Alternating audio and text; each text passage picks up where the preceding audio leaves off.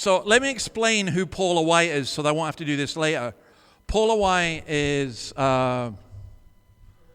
it's hard to explain actually. She's kind of a leader of a mega church, but she's also appointed as President Donald Trump's spiritual advisor.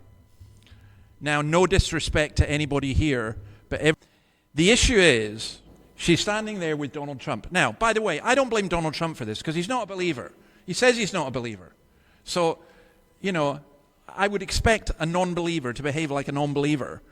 But he's standing there soaking all this in because what she did at Easter was compare Donald Trump to Jesus. Major problems with that. Number one, it's just blasphemy. That's the first thing. It really is. And number two is this idea of guidance, which is what we're going to look at. God told me. It is so hard to deal with people who tell you that God told them. How can you argue with God? That's the problem. God told me that you are to marry me. Well, that's some proposal. You don't have any option with that. You're stuck. So, when we read a passage like the Spirit leading, so we'll go on to this. That's her. I mean, basically, it is as horrific as it sounds. When I saw it, I thought, oh, you are kidding me. And the thing is that this goes all over the world, and people say, oh, that's what Christianity is. But it is not. And when we're talking about God leading us, there's just so much. Look at this. For those who are led by the Spirit of God are the children of God. Okay, so that can be so misunderstood. Now, what's being referred to here, you always read the Bible in context. And back in verses 12 and 13, it talks about how we live according to the Spirit and not according to the flesh. So what's being referred to here is how we live. Now, being led, that's a very interesting term because imagine if, I don't know, you'd never do this, but if I said, I am your leader and I am your brave leader and you will follow me and do whatever I tell you to do. There are cults like that. That is not going to happen here. Or imagine a husband saying to his wife, I am your leader, and you will do absolutely everything I say. Now wash those dishes. That's a conversation that's not going to go well. Sometimes we have this idea of being led as a negative concept, as forceful. And Martin Lloyd-Jones points out that the Holy Spirit is never forceful in that way. And he says this, that what he does is he enlightens and persuades. And Lloyd-Jones argues something very interesting. He says the Holy Spirit is a spirit who can be grieved. You can grieve the Spirit, which is another subject altogether. But saying this, those who are led by the Spirit of God are the sons of God, and that's just a title for the people of God. So the Spirit leads, he persuades, and how he does so is through four things. Well, three things really. The Spirit himself, then there is he does so through the Word of God, which he inspired. He does so through providence, and what we mean by that is circumstances, so that, for example, if you came to me and said, God has told me that I have to be a preacher, and you can hardly whisper, I'm suggesting that providence has probably not made you a preacher, And then the other way that he does is through the church. So he guides us in the sense of we have brothers and sisters, we think about things together. So it's this idea of the Spirit leading is not that we're like robots being programmed by the Spirit, but that the Spirit persuades and shows us. Now, the other thing the Spirit does, verses 15 and 16, and this is tied in, the Spirit you receive does not make you slaves so that you live in fear again. Rather, the Spirit you received brought about your adoption to sonship, and by him we cry, Abba, Father. So the idea again here is we're taken from slavery and into freedom. Slavery meant being owned by a lord, it meant having a servile spirit. Here, it's adoption. Now, the trouble with the term adoption, I still think for some in our culture it's a negative term. So that, for example, if a child is adopted, sometimes that might be kept quiet. And I remember hearing a story, and I thought this was actually a lovely story, that this boy was being bullied because he was adopted, and his parents, his adopted parents, said to him, "The next time, just say whoever's bullying you, at least my parents chose me." You know, which I thought was a nice way of putting it across. But to understand it here, you need to understand adoption in Roman culture, which is a key thing, because it was a Greco-Roman legal term where it was literally a legal institution whereby you could adopt a child and confer on that child all the rights and privileges of the natural child. And unfortunately, this was a patriarchal society, so girls were not so keen to be. People didn't want girls, they wanted boys, because you could pass on to the boys your inheritance. And that's why when the Bible translates its sonship, it's not excluding females, it's just using the legal term as it would have been used. So we won't have time to read it tonight, but if you read Galatians chapter 4, verses 1 to 7, you see this same contrast between the state of the slave and the state of the son or daughter. When the time had fully come, Galatians 4:5, God sent his Son, born of a woman, born under the law, to redeem those under the law, that we might receive adoption to sonship. So being adopted by God is the greatest thing that could happen to anybody. And that's because of that, we can then cry, Abba, Father. Now, that Abba is basically just the term, you'd say Papa.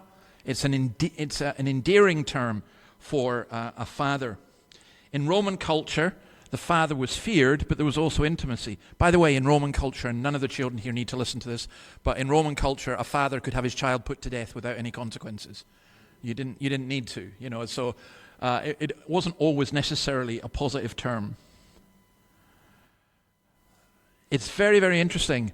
The Spirit here doesn't cause us to cry out, I am God's child, but causes us to cry out, God is my Father. Abba, Father. And that was Jesus' own address to God, Mark 14:35. He fell to the ground. He prayed, if possible, the hour might pass from him. Abba, Father, he said, everything is possible for you. Take this cup from me, yet not what I will, but what you will. Now, the term Abba, Father would never be used by a Jew for God. It would be considered so disrespectful. They did address God as Father in the synagogue, but never in this kind of intimacy. So, that is hugely significant and hugely important. How do you become a child of God? Well, God adopts you, in effect, as your child. As his child, rather. Then the third thing is the Spirit testifies. The Spirit himself testifies with our spirit that we are God's children. Romans 5:5, God's love has been poured out into our hearts through the Holy Spirit who he has given us. Now, what does that mean? Testify with our spirit. Does that mean that we feel that we are a Christian? I think there's an element of that in it, to be honest. I think sometimes we're so scared of experience, we're so scared of being one of these people who makes our feelings equivalent to God's Spirit that we shy away from what I would call experiential Christianity, how we feel about something. All I know is this, that when I read what people's testimonies are, and just in terms of my own life, there have been times when I have been deeply conscious of the presence of God. Now, I do think it's possible to be a Christian without that happening, but I think it's quite unusual. But also, something else that's unusual, there are times when you have such a sense of the presence of God that you're overwhelmed. So, the great Roman Catholic theologian and philosopher Aquinas, he wrote this book, Summa Theologica, which I have read, and I'm so proud to say I've read it, and I do boast about it, because, man, it's a monster of a book, and it's really difficult to read. But I ended up liking parts of it, and other parts of it I thought. But it's considered one of the greatest things ever done. And at the end of his life, he himself had an experience of God that he said, all my writing is just rubbish. It's all rubbish. It could all be burnt compared to what I've experienced. Pascal, the French philosopher, had a coat, and he must have kept this coat all his life, because when he died, when they opened it, people knew it was kind of there. He'd sewn into the inside of the coat a testimony of an experience, just a few words: fire, fire, fire. An experience he had of really feeling the presence of God. Now, some people have taken stuff like that and they've said, for example, again back to Lloyd Jones, that what's being referred to is a special testimony, a baptism of the Spirit. Problem with that is that the baptism of the Spirit is what happens when you become a Christian. However, it is possible to be filled with the Spirit. It is possible to be conscious of something.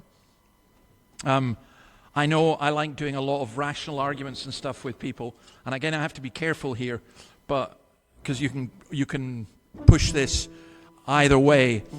But I think the important thing, just in terms of this, to work out is, as we get musical accompaniment, it's like mother, like daughter. I think the thing that we get with this is that don't rely on the experiences that you have, but when you do have them, be thankful to God for them. There have been times, how will I put it? If I could bottle up what I felt last Friday on the Good Friday service, I would be a very happy person. And if I could have it at every service, I would, but I can't. Right? But there are times that are special and you feel it. Sometimes people will be there and they'll go, I never felt anything. Well, okay, what can you do? You can't do anything with that. But I do think you can have conscious experience in that way. So the Spirit testifies with our spirit that we are God's children. I think that's what Jesus meant, by the way, when he said, if you lack the Spirit, why don't you just ask God? If you know how to give good gifts to your children, how much more will your Father, your Heavenly Father, give the Holy Spirit to those who ask him? But just don't formularize it. Don't demand to God that he has to do certain things. I think the best way to say is, you'll know it when you see it. That's how. So we'll come back to that. The Spirit testifies. You've got the questions as well. How do you know when God is guiding you? Now that, you can go round and round and round and round with that one. But how do you actually know? How do you know? How can we call God Father? There are different ways that you can call God Father, but how can we call God Father in this very intimate sense? And then the third one, which is very tied in with the other two, is how does the Spirit testify with our spirit? You know, how does that actually happen? Now, none of these are simple questions. So, as usual, just some guidelines. It's good for people to be able to share and to question and so on. Don't hog the whole discussion. That's my job. And just, listen to what other people have to say as well. And let's try and work this through. All right, let's go and we'll see how we get on.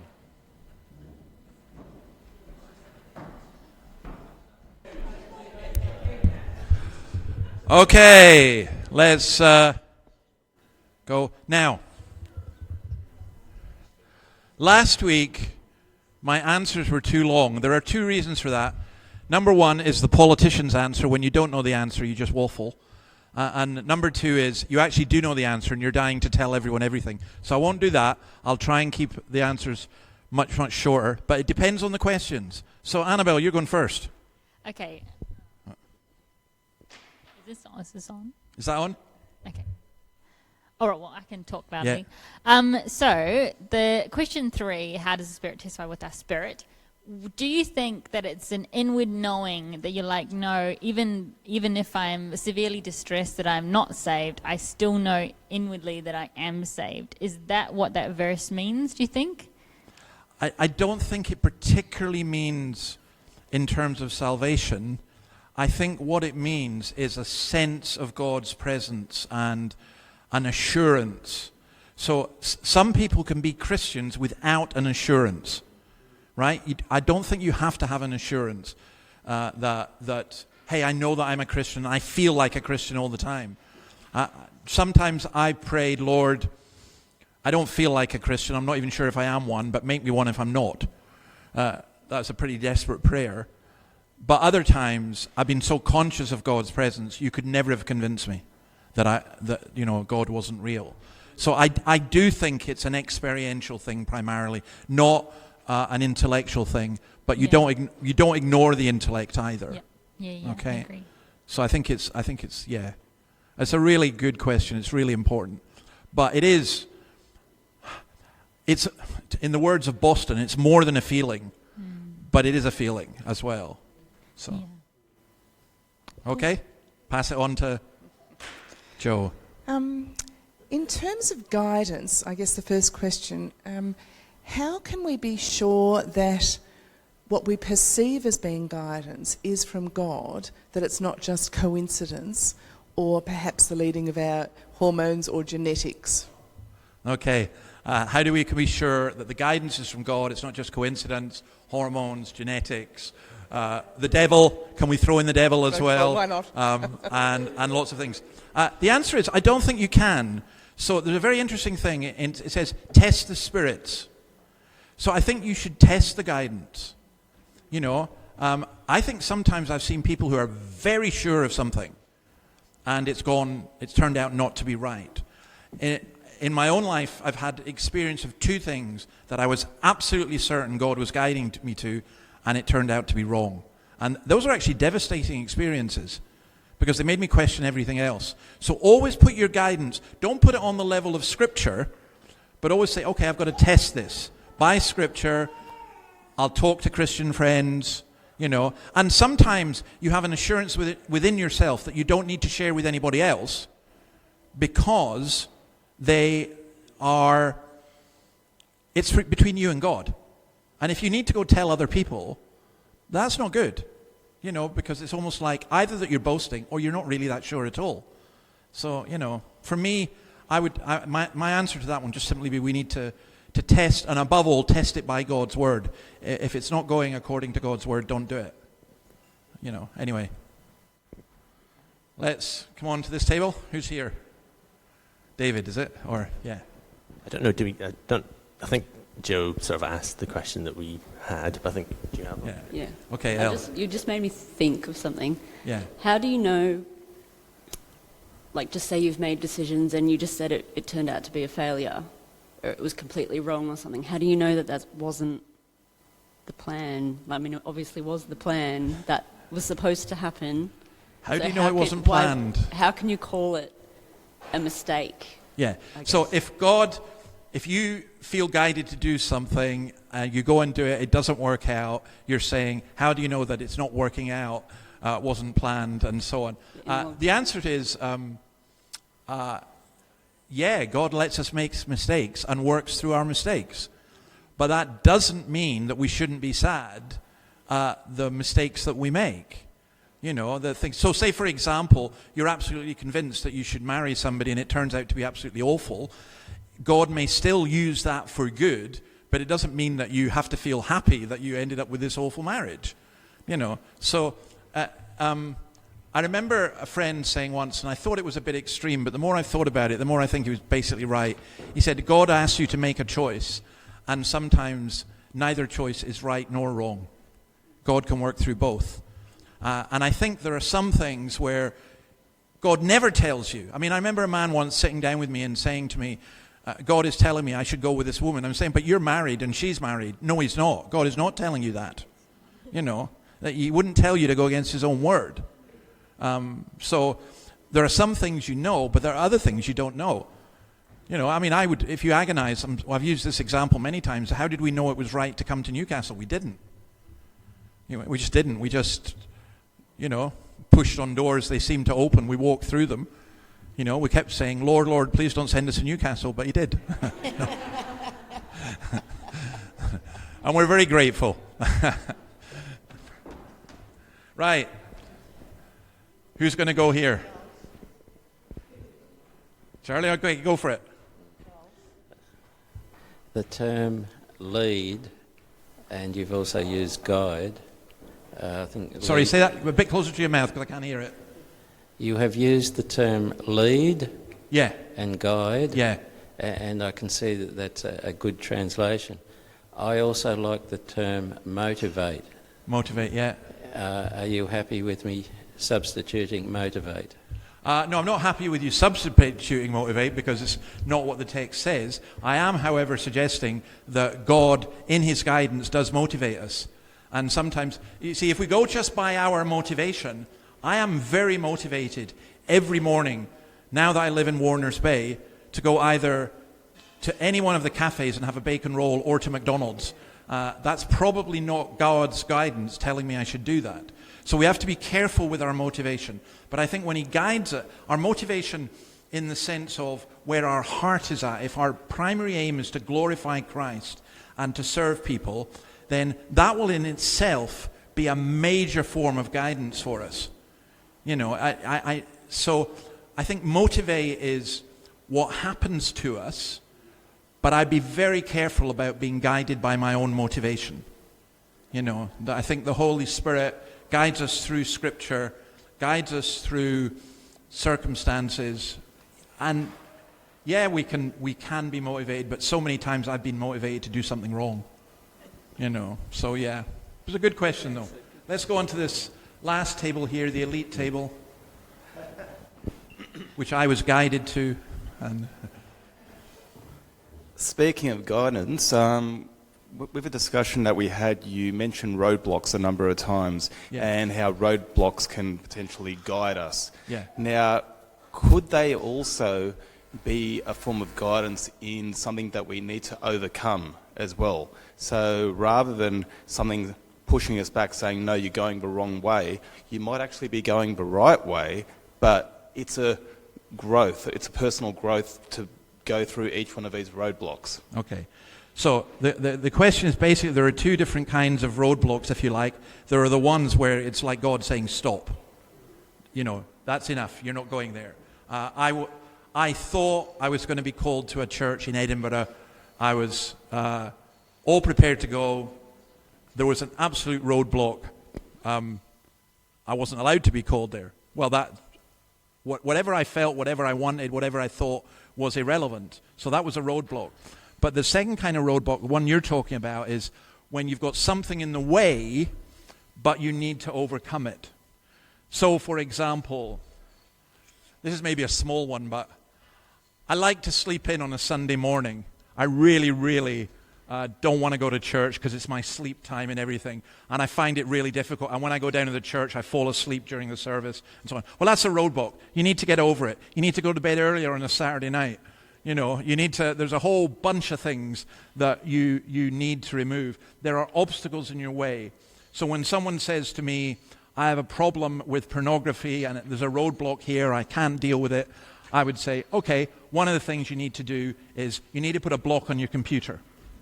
You know, you need to overcome that roadblock because it's hindering where you're at. And there are lots of roadblocks that come in our life that I think not so much roadblock, was it in Hebrews? Let us throw off everything that hinders and follow Christ. So anything that would hinder our following Christ must be dealt with. And that's an ongoing thing. So thank you for all of that. We are going to sing a song now. Well, we were not going to. Joe and Annabelle are going to sing it. I thought everyone knew this song, but I'm probably just so out of date. So I don't think Joe and Annabelle have ever done this before. So they're going to try, because I love the words. Does anyone actually know this? Abba Father? No? So that first line should be, Abba, Father, let me be. Oops. That's it there. If you don't know it, the words are beautiful. Just listen. Abba, Father, let me be yours and yours alone. May my will forever be evermore your own. Never let my heart grow cold. Never let me go. Abba, Father, let me be yours and yours alone. Lead me through the darkest night. Hold me in your hand. When the storm is raging, Lord, still your love will stand. Never let my heart grow cold. Never let me go. Abba, Father, let me be yours and yours alone. Sums up guidance. And actually, coming back to your comment about motivation, I think if our motivation is the love of God, then we'll find guidance a lot easier. And we'll find God, when God says wait, we'll be prepared. Say, okay, I trust you. You're my Father. I trust you. So I think that's a really important thing. All right, let me pray and then we'll go. Lord, thank you for the guidance you give through your Spirit. We pray you would give your Spirit to each one of us here, that you would fill us and that you would enable us to know above all who you are and what you want us to do in terms of caring for other people, dealing with stumbling blocks in our own lives and just living freely for you. We ask this in your name. Amen. All right, see you next week.